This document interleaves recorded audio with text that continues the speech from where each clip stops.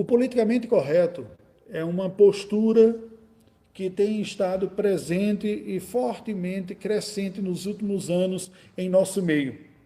E ela gera algumas dificuldades com alguns conceitos.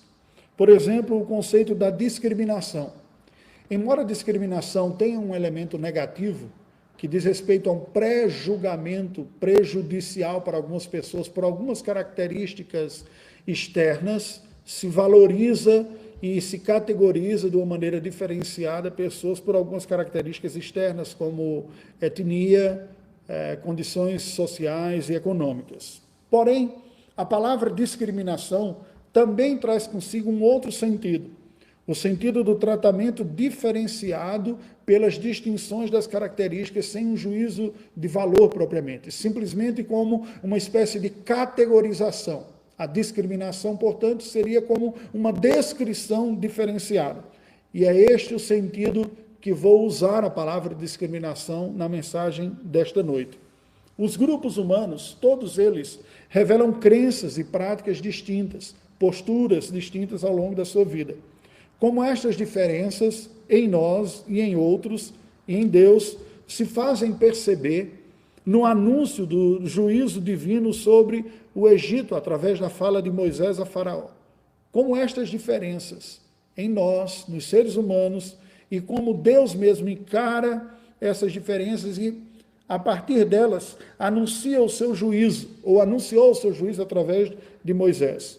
O que diferenciou o tratamento recebido pelos hebreus daquele que foi recebido pelos egípcios durante a ocasião das pragas. Como o anúncio do juízo divino deve ser proclamado hoje. Há alguma mensagem de juízo para os dias atuais? O que dizer da proclamação do inferno? Este juízo, esta condenação, quem irá para lá? Como abordar esse tema? Bem, após as primeiras pragas no Egito, Faraó continuava titubeando entre pedir clemência e manter-se impenitente diante do juízo divino sobre o seu reino, o seu governo tirânico e o seu povo. A narrativa bíblica, porém, não se propõe a explicar como as pragas ocorreram. Não será essa também a minha preocupação aqui hoje. Não foi no domingo passado, nem será na próxima semana também. Mas focarei no propósito que a Escritura nos apresenta, passando a demonstrar crescentemente a diferenciação entre os destinatários, a quem as pragas se dirigiam e os grupos que lá estavam envolvidos no Egito, enfatizando sobre quem as pragas vieram, revelando assim um caráter identificador distinto das pragas, e neste sentido discriminatório, no sentido de descrever, portanto, e fazer distinção. A partir do estudo da 4ª até a 8ª praga, enviada por Deus ao Egito, nós refletiremos hoje sobre os sinais divinos discriminatórios. Esse é o tema da nossa mensagem. Eu lhe convido a ouvir a leitura da palavra do Senhor, que farei no livro de Êxodo, capítulo 9, versículos 26 a 30. Lerei apenas estes 5 versículos, porque a porção que nos basearemos para a mensagem bíblica é muito mais ampla e muito mais extensa, eu farei referência a ela ao longo da mensagem.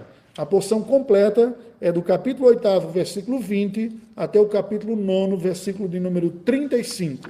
Porém, para a nossa leitura, faço Êxodo 9, de 26 a 30, que nos diz assim: Somente na terra de Gósen, onde estavam os filhos de Israel, não havia chuva de pedras. Então Faraó mandou chamar a Moisés e a Arão e lhes disse: Esta vez pequei. O Senhor é justo, porém eu e o meu povo somos ímpios. Orai ao Senhor, pois já bastam estes grandes trovões e a chuva de pedras. Eu vos deixarei ir, e não ficareis mais aqui. Respondeu-lhe Moisés: Em saindo eu da cidade, estenderei as mãos ao Senhor, os trovões cessarão, e já não haverá chuva de pedras, para que saibas que a terra é do Senhor. Quanto a ti, porém, e aos teus oficiais, eu sei que ainda não temeis ao Senhor Deus. Que Deus nos ajude. Os sinais divinos discriminatórios. Vamos refletir sobre isso a partir destas pragas, as pragas de número 4 até 7, na ordem em que se apresentam aqui na Escritura Sagrada. e olhar para estas pragas tendo em vista esse tema central, o tema destas pragas como sinais divinos discriminatórios. É verdade que aquilo que temos refletido como sinais divinos discriminatórios também se aplica em alguma medida a outras pragas, mas é o destaque que nós temos nesta noite. Vejamos primeiro a quarta praga, que foram as moscas sobre o Egito, mas não na terra de Gósen. Ela está descrita entre os versículos 20 e 32 do capítulo de número 8. Êxodo 8, versículos de 20 a 32. A palavra de Deus nos diz assim, entre os versículos 20 e 24, vemos Deus mandando anunciar a Faraó que deixasse que os israelitas saíssem e que se, pela sua graça, o Senhor Deus que estava ordenando a Faraó que os israelitas saíssem, e já está, pela sua graça, alertando Moisés de que isso não ocorreria e que ele mesmo mandaria moscas sobre o Egito, mas não a terra de Gósen.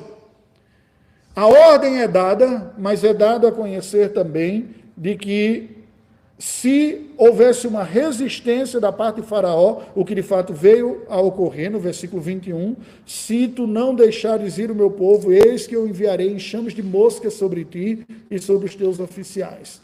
E farei separação da terra de Gósen, onde habita o meu povo, para que nela não haja enxames de moscas, e saibas que eu sou o Senhor no meio desta terra. Farei distinção entre o meu povo e o teu povo. Amanhã se dará este sinal. Aqui na quarta praga, começa a distinção no tratamento divino entre os egípcios e os israelitas. Porque até então, os primeiros 3 sinais ocorreram sobre todo o Egito indistintamente. As águas que se tornaram em sangue, os sapos e também nós vemos o pó que se tornou em piolhos. Agora, neste momento, nós vemos que Deus começa a fazer uma distinção no seu tratamento entre os egípcios e os israelitas. Mostrando com isso que Deus é aquele que tem controle sobre todas as coisas, inclusive uma percepção e tem uma atuação diferenciada sobre aqueles a quem ele está se dirigindo e com quem ele está tratando. Deus tem um controle sobre todo o universo, sobre toda a terra, sobre todo o Egito, inclusive entre partes e partes. Ele não é um Deus de uma localidade apenas. A visão antiga, a visão politeísta, normalmente cria que divindades eram especialistas em algumas funções ou teriam a sua força operada simplesmente dentro do limite de uma certa região. Quando Deus, que não era conhecido pelos egípcios e adorado como tal, como Deus soberano, anuncia uma praga em que ele faz distinção onde ela vai se manifestar, e a partir de que momento ela não se manifestará, ele mostra que ele tem um controle sobre toda aquela terra. Nos versículos de 25 a 28, Faraó anuncia a Moisés e a Arão a libertação de Israel para adorar a Deus, não muito longe, e pede oração. Depois que vem aquela praga, a praga das moscas, ele então, o rei do Egito, chama Moisés e Arão e diz, olha, vocês podem adorar a Deus, mas não vão muito longe. E orem por mim, intercedam por mim, para que eu seja liberto disso. Aqui nós vemos uma característica comum de governos tirânicos, governos ímpios, que tendem a aumentar o seu poder e querer ter em suas mãos o controle absoluto sobre a população. A limitação quanto à liberdade de adoração, o cerceamento da liberdade de locomoção também, são características próprias de governos tirânicos. E não é fácil nós olharmos esta situação, especialmente nesses dias que nós temos vivido. Há muita tentação da parte de muitos governantes de trazerem absolutamente para si o controle absoluto sobre a vida de todos os cidadãos. Mas nós vemos que ao longo da história, governos tirânicos cresceram, aproveitando-se de brechas e ocasiões e trazendo para si um suposto poder de facilitar, de resolver o problema das pessoas e manifestando um controle detalhado sobre a vida dos cidadãos. Nos versículos de 29 a 32, nós vemos que Moisés fala a Faraó que vai interceder em favor de Faraó, mas adverte o Faraó quanto à promessa leviana. Ele havia pedido, diz, ore por mim, E Moisés diz: eis que saio da tua presença e orarei ao Senhor. Amanhã estes enxames de moscas se retirarão dos seus oficiais e do seu povo. Somente que Faraó não mais me engane, não deixando ir o povo para que ofereça sacrifícios ao Senhor. Não fora a primeira vez, mas já tem sido recorrente Faraó prometer libertar o povo, deixá-lo sair para adorar o Senhor Deus, e depois, quando é cessada a praga, ele volta atrás e endurece. E Moisés alerta para algo que a Escritura Sagrada também diz, alertando contra o voto de tolo, contra a decisão precipitada, contra aquelas pessoas que caem na tentação de tomarem decisões e voltarem atrás quando as circunstâncias mudam, e assim mostrarem sua inconstância e indeterminação. A reincidência de práticas pecaminosas revela uma resistência à submissão à vontade de Deus. Preste atenção aqui. Não estou me dirigindo apenas àquelas pessoas que, não tendo experimentado a graça libertadora de Deus, do Evangelho, trazer uma nova vida e um novo coração, se veem escravizados pelo pecado na sua vida. Mas me dirijo também àquelas pessoas que olham para Deus e olharam para Deus em algum momento da sua vida como Senhor, como Deus, se renderam a Ele, mas têm sofrido na sua vida com esses vai e vem, com lutas e algumas práticas que por hora vence, depois cai novamente neles e volta a algumas práticas pecaminosas e fica neste vai e vem. Isso reflete uma fragilidade, uma necessidade de graça do Senhor Deus para transformação espiritual. Faraó endureceu o seu coração mais uma vez, diz o texto sagrado. O que a Bíblia nos ensina sobre esta praga? O que nós podemos aprender a partir dela? Nós podemos ver aqui uma discriminação relacional e não regional, como uma leitura superficial pode nos apresentar. O caráter divino, igualmente justo e misericordioso, se manifesta distintamente entre os homens. A atuação divina não está relacionada à manipulação religiosa, à abrangência geográfica, a castas especiais, como era crido no Egito e como é crido em muita visão pagã pelo mundo. Até mesmo em alguns supostos segmentos cristãos, pessoas acreditam que se desenvolverem uma técnica especial de uma oração, de uma campanha, ou de um objeto consagrado, alguma coisa assim, vão conseguir pegar o poder de Deus e trazê-lo ao seu favor. Alguns outros acreditam também que por uma atuação religiosa trazem um poder sobre uma casa, sobre uma região, sobre uma cidade. Esta visão de região, de localidade, de poderes que estão ligados a espaços físicos revela muito mais um paganismo do que uma visão cristã. E a palavra de Deus, ao apresentar aqui o Senhor mandando uma praga sobre o Egito, mas fazendo distinção entre a terra de Gósen e o restante do Egito, não está falando desses aspectos regionais, geográficos, mas aspectos relacionais. O ponto aqui não se tratava de gente que sabia manipular a divindade ou o poder de atuação da divindade em uma região ou outra, mas está apontando para um caráter relacional de Deus. Deus anunciou juízo àqueles que estavam com um coração endurecido, presos à sua idolatria, e livrou do seu juízo aqueles que se renderam ao seu chamado, que eram parte do seu povo, com quem ele tinha um relacionamento de cuidado, de provisão, de amor, de redenção.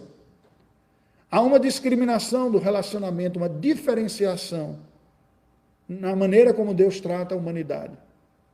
Porque Deus manifesta universalmente a sua misericórdia, como disse o Senhor Jesus, o sol vem e brilha sobre os justos e injustos, assim como a chuva cai, mas as respostas dos homens são distintas.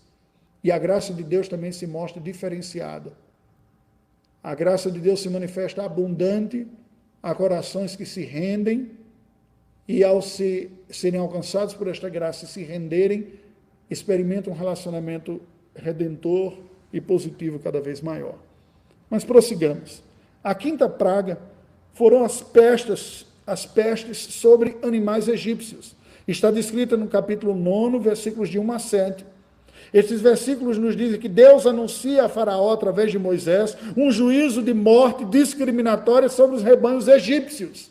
Virá sobre o gado egípcio, e Deus executa isso especificamente, não sobre os hebreus. Isto aqui nos aponta Mais uma vez, um contraste com os falsos deuses egípcios.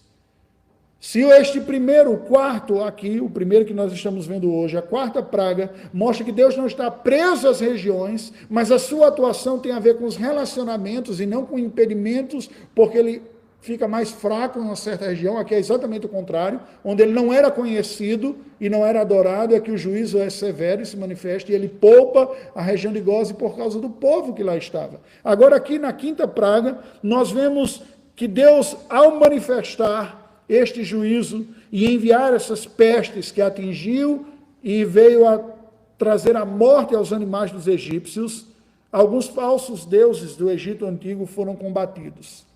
Apis, o suposto deus da fertilidade dos rebanhos, adorado a partir de Mênfis, era adorada juntamente com a encarnação de Osíris como um touro branco. Se manifestava assim. Hathor, a deusa da fertilidade, comumente representada como uma vaca. A vaca, este animal que acaba expressando provisão de leite, um animal que é dócil, era a representação da deusa Hathor. E Nut, a deusa dos céus, dos astros, que muitas vezes também era representada como uma vaca. Em gravuras do Egito Antigo, há a representação dessa divindade extensa e os cidadãos egípcios sob ela, protegida. Assim como nós estamos debaixo da abóbada celestial dos céus, na noite estavam todos debaixo da deusa Nut. Quando Deus manda uma praga e fere exatamente o gado, provedor de recursos para manutenção, ele está com isso mostrando que é ele o Deus verdadeiro, e que aquelas divindades expressas pelo gado não tenham força nenhuma, se mostraram impotentes diante da mensagem do Senhor, diante dos profetas do Senhor e diante da manifestação do juízo do Senhor Deus. A sexta praga foram úlceras, feridas sobre os magos e os demais egípcios. Está descrita entre os versículos 8 e 12 do capítulo 9. Nós vemos aqui que Deus, através de Moisés e Arão, ordena e executa a praga das úlceras sobre os egípcios. E o texto sagrado nos diz que os magos, que eram sacerdotes das divindades egípcias, que estavam até então acompanhando a execução das 5 primeiras pragas lidas até aqui, narradas até aqui, eles que estavam acompanhando e vendo o juízo de Deus se manifestar na metade das 10 pragas, agora são eles mesmos objeto desse juízo de Deus, juntamente com a sua população, e a gravidade tal das feridas que vieram sobre eles foi de tal tamanho que lhes acometeram que eles tiveram que se ausentar da presença do faraó, do seu local de trabalho, dos seus serviços religiosos e irem para as suas casas cuidarem de si mesmos. Deus está, mais uma vez, expondo a fragilidade e a incapacidade desse sistema religioso idólatra. Aqueles que eram os especialistas, os sacerdotes, os mediadores dessas religiões, são, juntamente com o povo, objeto do juízo, a ponto de nem mais ficarem acompanhando. Convalescidos, voltam para os seus lares para serem cuidados pelos seus familiares. A sétima praga, e a última que nós vemos hoje, é a chuva de pedras que revelou o poder divino, mas não acometeu a terra de Gozen. Está descrito entre os versículos 13 e 35. Entre os versículos 13 e 21, nós vemos que Deus anunciou a Faraó uma chuva de pedras como um juízo proclamatório de uma chamada universal ao arrependimento. O Senhor vai manifestar o seu juízo castigando esse povo que não tem servido a Ele, que está se voltando, que são idólatras, porém os egípcios crentes seriam poupados. É curioso porque o texto sagrado nos diz que aqui, neste momento, passadas 6 pragas já, nessa sétima praga parece que em alguns corações, alguns efeitos estavam ocorrendo. E Deus está manifestando que aqueles que crescem, que ouvissem um alerta, se poupassem, saíssem daquele lugar, se retirassem, porque o juízo de Deus viria. O que nos mostra que, diferente das divindades pagãs, não apenas do Egito, mas de muitas partes do mundo antigo, em alguns lugares ainda presentes hoje, Deus não é um Deus étnico. É preciso fazer essa distinção, porque embora ele tenha se revelado como o Deus de Abraão e de sua descendência, essa descendência não existia nem mesmo o povo. Ele está constituindo esse povo. Povo que muitas vezes, mesmo sendo descendente de Abraão, não era povo de Deus e foi condenado pela sua incredulidade. E povo esse que, mesmo nos dias da antiga aliança, incluiu outros que não faziam parte dessa descendência. Embora no número menor, mas incluiu. A grande característica está na fé, na condição espiritual. E por isso que egípcios também seriam poupados e foram aqueles que creram. Entre os versículos 22 e 26, nós vemos Deus ordenando Moisés a execução da 7ª praga. E disse, só Gósen, a terra de Gósen, onde estavam os israelitas, seria poupada, e de fato foi poupada.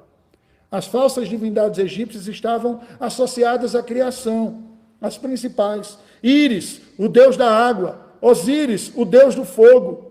Além daqueles que nós já citamos, como a deusa Nut, a deusa dos céus e tantos outros aqui, dos astros. Estes todos são aqui submetidos à manifestação do Deus que, na verdade, é o Deus do fogo, da água e dos céus. Não há divindades particulares, especialistas em uma ação ou outra. Há um único ser divino, que tudo dirige, tudo controla, e que mostra que ele é que é o verdadeiro Deus, ao estabelecer este juízo, mandando dos céus fogo e gelo, que juntos parecem indicar um juízo por um cataclismo vulcânico. Porém, nós não sabemos, a Bíblia não explica como isso aqui ocorreu. É possível que tenha sido isso, o foco do texto bíblico é no sentido daquela mensagem, é no sentido daquele episódio e não no seu modus operandi. Entre os versículos 27 a 35, nós vemos Faraó mandar chamar Moisés e Arão. Ele chama, reconhece superficialmente a sua impiedade, diz, olha, nós temos pecado, de fato, pede clemência. Moisés, porém, denuncia a sua hipocrisia. E Faraó, mais uma vez, endurece o seu coração. Nós vemos aqui a discriminação espiritual. Especialmente nos versículos 20 e 21, nós lemos, quem dos oficiais de Faraó temia a palavra do Senhor, fez fugir os seus servos e o seu gado para as suas casas. Aquele, porém, que não se importava com a palavra do Senhor, deixou ficar no campo os seus servos e o seu gado. Com isso, Deus estava mostrando que ele não estava simplesmente fazendo um juízo étnico, não era. Na verdade, era espiritual. Por isso que mesmo os servos de Faraó, quando ouviram e creram, se submeteram a esta fé e a esta palavra, obedeceram à instrução e foram poupados. Revelam que a graça divina, salvadora, é experimentada por todos aqueles que humildemente se rendem a Deus pela palavra, não importando a origem destas pessoas. Por isso que Deus estabelece um juízo, às vezes, sobre o seu próprio povo. E esta geração que foi liberta do Egito, a geração já madura, pereceu toda por incredulidade no deserto. Enquanto que, neste momento, o texto sagrado nos diz que alguns egípcios, até servos de Faraó, ouviram, creram, se submeteram a esta palavra e foram poupados do juízo. Quando Deus olha para nós, não conta para o nosso crédito espiritual a nossa origem. É muito comum, mesmo na nova aliança, nós encontrarmos algumas pessoas acreditando numa espécie de linhagem espiritual superior. Eu sou cristão, meu pai era, meu avô era, meu bisavô era, quase como se a pessoa herdasse um DNA espiritual. E Deus a acolhe, recebe no seio da sua família todo aquele que contrito e sinceramente se rende. Não importa a origem, mas sim o processo de conversão e de rendição, que é oposto ao orgulho demonstrado por Faraó aqui, que endureceu o seu coração. A mensagem original desse texto, portanto, é a seguinte: através da operação da 4ª até a 7ª praga, Deus estava demonstrando que há somente uma única, verdadeira e universalmente soberana divindade que governa toda a criação, que é Ele mesmo, tudo o que os egípcios consideravam deuses, ou eram meros elementos da criação, como o sol, a lua, a água, as estrelas, ou pior, era uma mera ilusão idólatra, projeções transcendentais do desejo do coração de manipular e controlar as principais variáveis que lhes afetavam a vida, como todo ídolo continua sendo, até os contemporâneos modernos e mais sofisticados.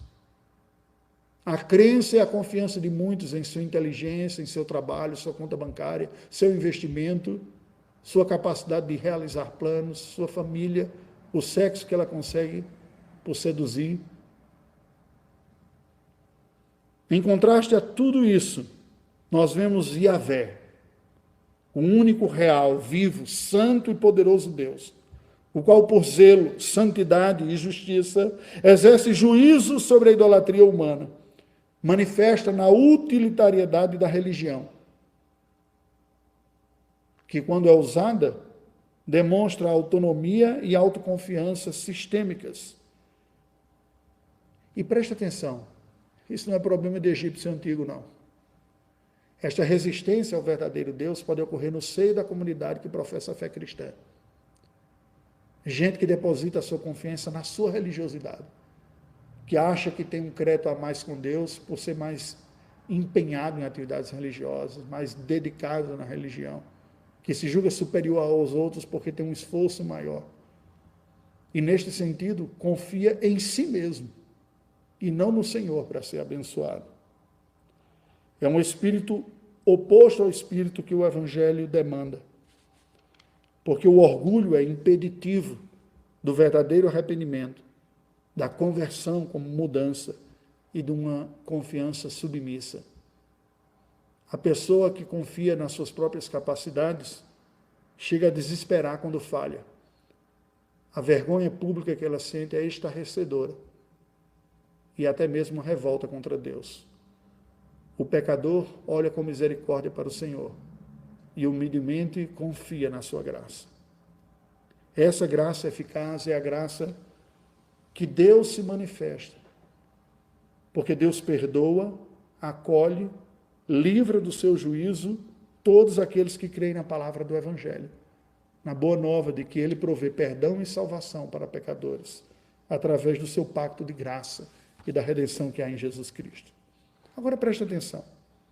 Esta identificação clara, o reconhecimento de que a humanidade está dividida entre os que se submetem à graça de Deus e aqueles que resistem a altivos. A separação entre um grupo e outro, como essas pragas discriminou aqui. E o livramento oferecido por Deus aos pecadores que creem na sua palavra, de juízo e graça, mostram distintos aspectos dos atributos divinos. O seu santo e necessário juízo sobre o pecado idólatra e a vitória da graça. Graça que é perdoadora, acolhedora e protetora sobre os que creem. Cristo demonstrou isso de forma plena e profunda. Ele anunciou o juízo de Deus e Pai aos impenitentes, assim como ele acolheu e veio a desfrutar de uma profunda comunhão com todos os pecadores atraídos pelo seu amor, os quais fizeram do maior projeto de sua vida serem seus verdadeiros discípulos. O que está ocorrendo aqui no Egito foi vivenciado de uma maneira plena na pessoa do nosso Senhor Jesus Cristo, que diz: o Filho do Homem veio salvar o perdido, mas ele voltará à terra para julgar aqueles que não creram. A condenação virá pela sua própria postura. O Senhor Jesus Cristo é a execução máxima disso. Hoje ele se manifesta como Redentor, como Salvador. Entre a sua primeira e segunda vinda é a oportunidade de conhecê-lo como Redentor e o projeto de nossa vida. A grande força ao que nos submetemos, o grande projeto de vida é segui-lo.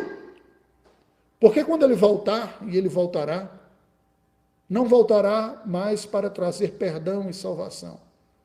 Voltará para julgar e fazer a separação entre os salvos e os perdidos, entre os bodes e as ovelhas. Ele será o advogado de defesa dos que creram e se renderam a ele enquanto vivos, num projeto de vida de discípulos dele, mas será também aquele que exercerá o juízo de condenação pela própria desobediência dos que não creram. O recado universal desse texto é o seguinte: Deus condenará final e definitivamente os incrédulos e impenitentes, por santa manifestação da sua justiça. Ele fará isso no dia final, entregando a estes tão somente a justa recompensa dos seus pecados. Os que preferiram criar seus sistemas e confiar neles, confiar na sua própria força.